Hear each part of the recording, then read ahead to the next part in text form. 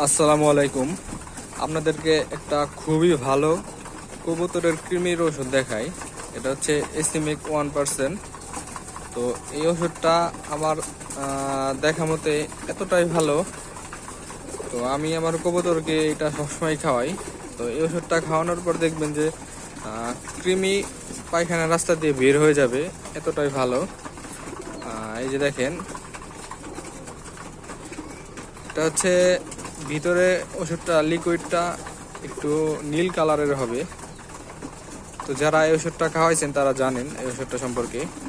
আর এটা খাওয়ানোর নিয়ম হচ্ছে 1 লিটার পানিতে 1 মিলি ওষুধ দিয়ে দিবেন, 1 মিলিতেই যথেষ্ট। আর একদিন খাওয়ালেই হবে। আর অবশ্যই এটা খাওয়ানোর আগে লিভার টনিক খাওয়াই নেবেন, 3 দিন খাওয়ানোর আগে আর কি। দেখেন ওষুধটা এসিআই কোম্পানির।